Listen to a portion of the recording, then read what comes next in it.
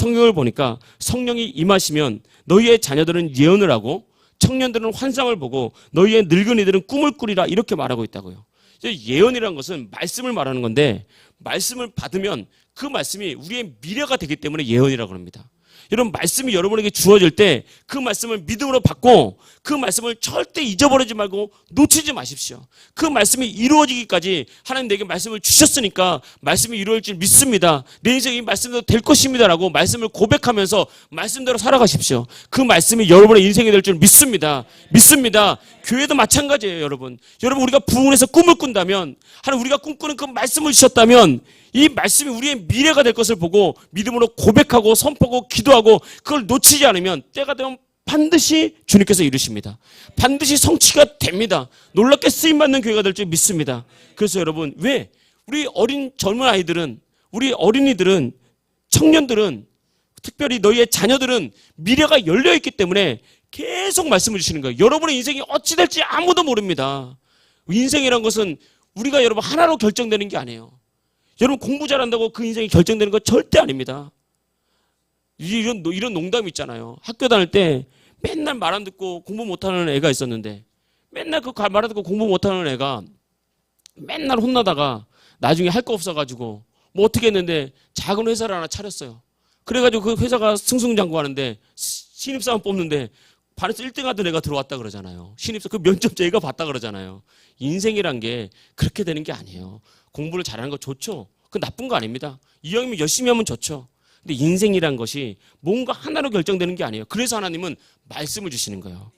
뭐 잘하라 못해라 이 말은 게을러라 이런 게 아니라 말씀으로 여러분의 인생을 이끌어가는 거예요. 그래서 여러분의 심령에 말씀이 들어와야 돼요. 여러분 우리 아이들의 심령에 포켓몬이 들어오잖아요. 그럼 포켓몬 자꾸 보게 돼요.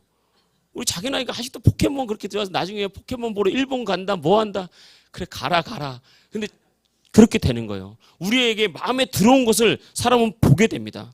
여러분은 충분히 말씀을 받을 준비가 됐어요. 그런 지각이 열렸어요. 믿습니까? 어른들 말고 학생들 청년들 말고 믿습니까? 더 크게 믿습니까? 이게 그렇게 되는 거예요.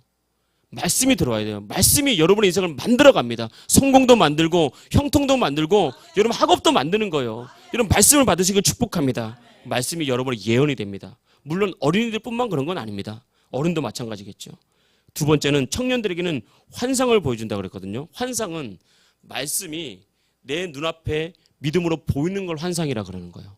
물론 이게 신앙적으로 이렇게 영적으로 오픈 비전이라 그래서 진짜 눈이 열려서 진짜 막 천사가 보고 이런 환상도 있습니다. 근데 그런 것들은 신비한 걸 자꾸 그건 때가 되면 필요하면 하나님께 주시겠죠. 그걸 구하지 말고 말씀이 믿음 안에 내가 말씀을 믿음으로 딱 받잖아요. 그럼 말씀을 믿음에 근거한 눈으로 보는 것 이것을 환상이라 그러는 거예요. 그 보다 더 비전을 구체화시키는 겁니다. 구체화시키는 것. 그럼 하나님께서 그 청년들에게 그 환상을 통해서 그 인생을 통해서 앞으로 이루실 일들을 꿈들을 비전을 보여주시는 거라고요. 이걸 팍 붙잡아야 됩니다. 이거 놓치면 절대 안 됩니다.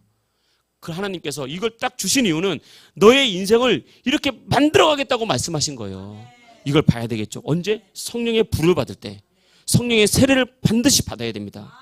그리고 마지막은 너희의 늙은이들은 옛날 성경은 아비들, 어른들 표현이 별로 늙은이들 별로 안 좋잖아요. 이거 우리는 바꿨으면 좋겠어. 너희의 아비들은 아니면 너희의 어른들은 꿈을 꾸리라. 참 이건 놀라운 비전이라고 생각을 합니다. 사람들은 나이가 들면 첫 번째 특징은 꿈이 사라져요. 나이가 든 사람들이 꿈을 얘기하는 것은 꿈과 비전을 얘기하는 경우가 거의 없어요. 주로 하는 말이 뭐냐면 너도 나이 들어봐라 나처럼.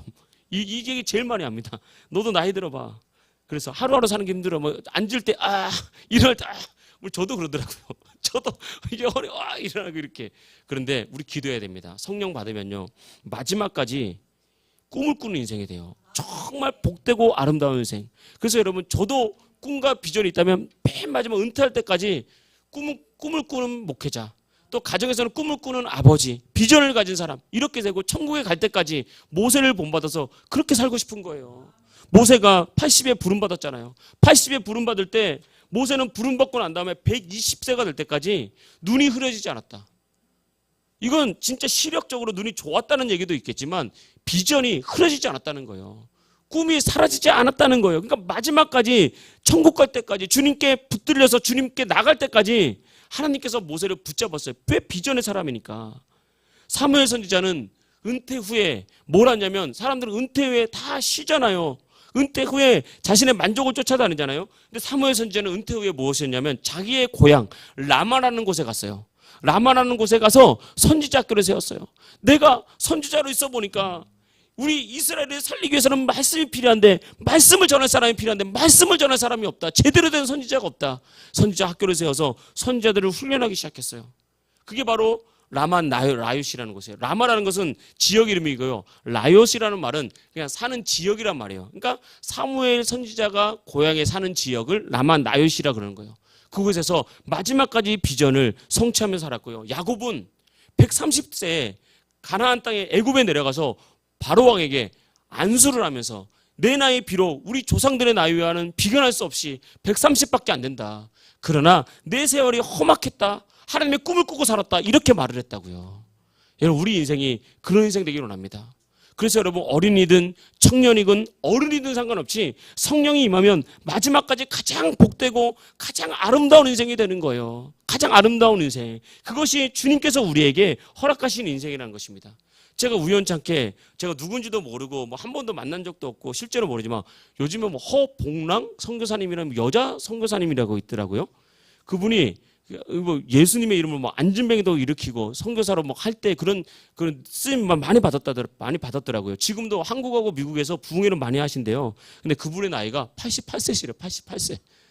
마지막까지 은퇴가 우리 한국 나이로 70세가 은퇴인데 88세까지 얼마나 귀합니까?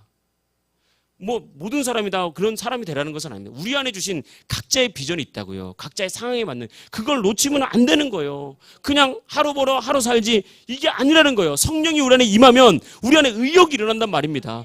나도 이런 인생을 정리해야 되겠다. 나도 꿈꾸는 인생이 돼야 되겠다. 나도 진짜 새로운 인생이 돼야 되겠다. 하다못해 나도 집 한 채 사야 되겠다. 예? 이것도 꿈이라니까. 하다못해 나도 내 통장에 돈 좀 모아야 되겠다. 이렇게 인생이 바뀐다 이 말입니다. 그전에는 꿈이 없으면 이게 안 돼요. 통장에 돈 모으는 것도 아무나 하는 게 아닙니다. 이 꿈이 없는 사람들은요, 돈 많이 벌어도 그날 벌어서 그냥 쓰고, 뭐 비전이 없어요. 이걸 갖고 뭘 하겠다는 게 없어요. 근데 성령이 임하면 이게 긍정적인 방향으로 무엇인가를 계속해서 만든다는 것을 잊어버리면 안 됩니다. 이분들이 특별한 사람이 아닙니다. 우리와 똑같은 사람이에요. 성령을 받으니까 이게 이렇게 되더라 이 말입니다. 하나님의 생명이 다 하는 날까지 여러분 우리가 성령 받고 마지막에 꿈을 꾸고 비전을 가진 그런 인생이 되기를 축복합니다. 그래서 마지막 두 가지를 말씀드리면 성령의 불이 임하면 어떤 현상이 나타나냐면 우리 안에 막고 있는 어둠이 소멸되기 때문에 예수님을 향한 뜨거운 열정이 일어납니다. 내가 정말 예수님을 믿었다면 여러분 안에 주님을 향한 열정을 다 가지고 있어요. 이거 없는 사람 없습니다. 내가 기도를 못하고 심지어 기도를 안 해도 기도해야 되는데라는 마음이 다 있어요. 다 주님을 향한 열정이 있다고요.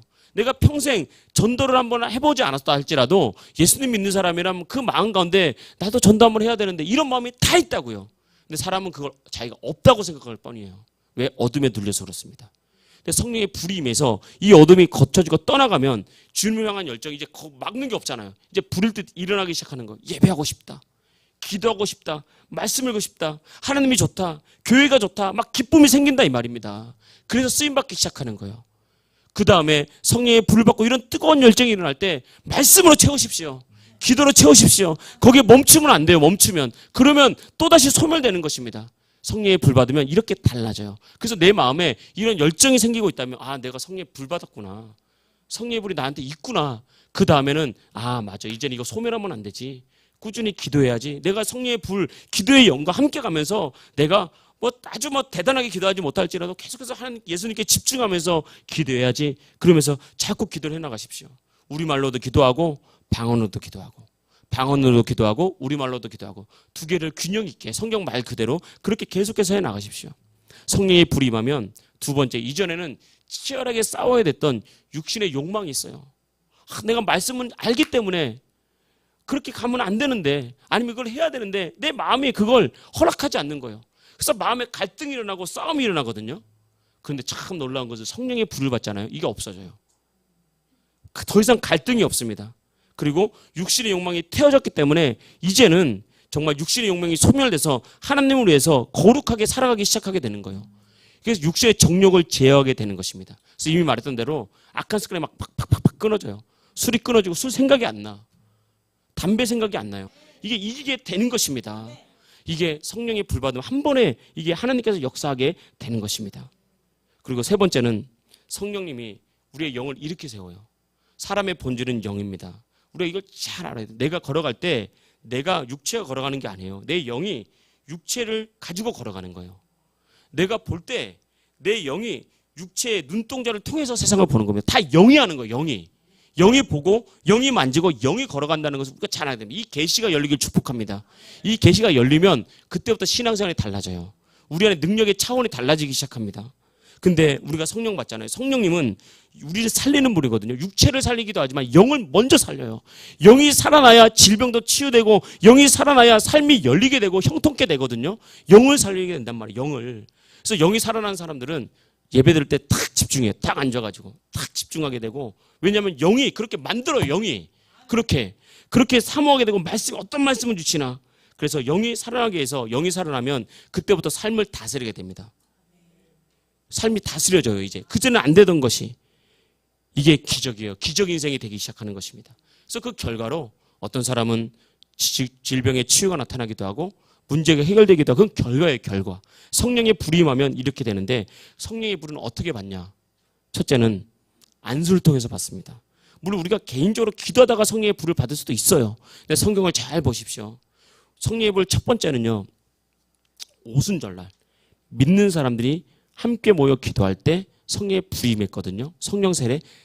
먼저 말할 건 뭐냐면, 성령의 임재가 강한 자리가 있습니다. 거기에 성령께서 임하세요.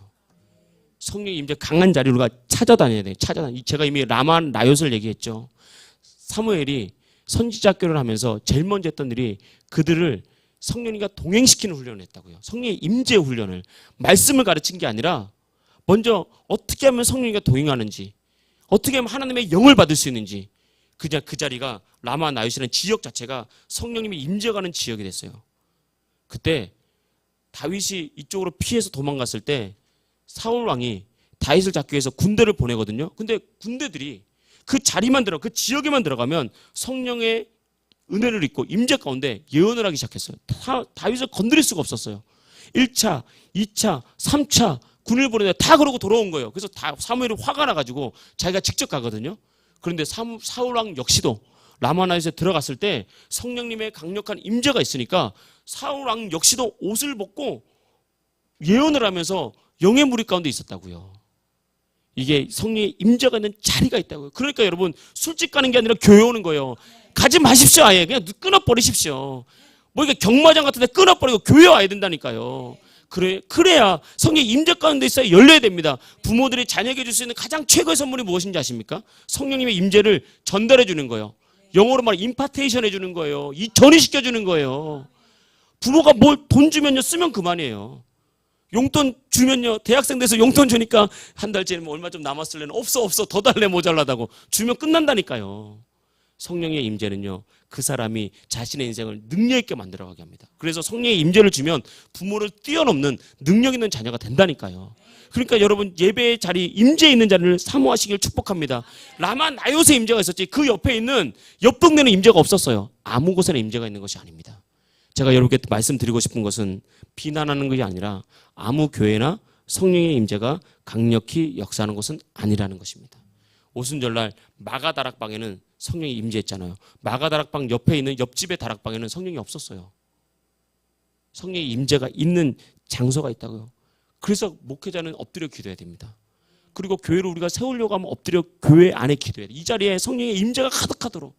그러면요, 이 자리에 임재가 있으면 그냥 왔을 뿐인데, 사울왕도 라마나에서 갔을 뿐인데 하나님의 임재로 예언을 하면서 그렇게 하나님의 사람이 됐잖아요. 이 자리에 오면 불신자들의 영들이 막 떠나가면서 그들 안에 성령의 임재가 강력하게 일어나는 거예요. 청소년들이 막 변화되기 시작합니다. 청년들이 변화되기 시작합니다. 이 땅에 청소년과 청년들의 부흥이 있기를 축복합니다. 우리 교회도 그런 애가 있기를 축복합니다. 그럼 여러분들 전도해야 돼요. 할렐루야. 전도해야 된다니까요. 우리가 그 일을 감당을 해야 됩니다. 그래서 성령님의 임재가 있는 자리를 여러분 사모하시길 축복합니다. 두 번째는 제가 먼저 말씀드렸던 직접적인 안수를 통해서 성령의 불이 나갑니다. 디모데후서 1장 6절에 보니까 바울이 자신의 후계자였던 디모데에게 말했어요. 내가 너에게 안수함으로 내 속에 있는 하나님의 은사를 다시 불을 듯 일으키게 함이라. 그래서 여러분 안수 받을 때 성령의 불이 만다고요. 그래서 여러분 우리가 안수 받고 막 그럴 때 성령 임재 가운데 쓰러지거나 막 눈물이 터지거나 은혜가 올 때 제가 임재 가운데 누워 있으라 그러잖아요. 누워서 임재가 있다니까요. 그거를 간직해야 돼요. 아, 내게 지금 성령의 불이 왔구나. 그리고 그때 그 영적인 어떤 분위기, 어떤 영적인 어떤 그거를 그대로 기억하면서 기도를 해야 됩니다. 그러면요 임재가 강해져요. 그냥 기도하는 게 아니라고요. 그걸 임재를 기억하면서 이게 세상과 원리가 똑같아요. 우리가 영어 같은 거 공부할 때 그냥 외우는 거하고 상황을 이렇게 연상하면서 공부를 하는 거 완전 틀립니다. 특히 영어 회화 같은 건 저도 뭐 잘 못하지만 완전 틀리다고요. 그 자리에 우리가 성령의 임재 가운데 내가 어떻게 임재했고 그 자리에 은혜를 받았던 사람들이 어떻게 임재를 경험했던 것, 그 자리에 내 안에 성령의 불이 붙고 눈물이 흘렀고 내 마음이 새롭게 났던 것, 이걸 그 임재를 기억하면서 그때 그 임재 가운데 있던 것을 그대로 가져가는 거예요, 여러분. 왜냐하면 임재가 우리 안에 있기 때문에. 그래서 안수받는 것을 굉장히 중요하게 다루시고 또 아무 데 가서 안수받는 것이 아니고, 그래서 안수받을 때 성령의 임재가 온다. 그때 성령의 임재가 기름 부음을 통해서 오는데 그때 은사가 열리는 사람들도 있습니다. 다 환상을 보기도 하고요. 방언이 통변되기도 하고 아니면 천사를 보기도 하고 이런 일들이 나타나는 거예요. 근데 그런 건 핵심은 아닙니다. 그게 임재가 핵심이에요. 그래서 그것 하나님이 필요하시면 주겠죠.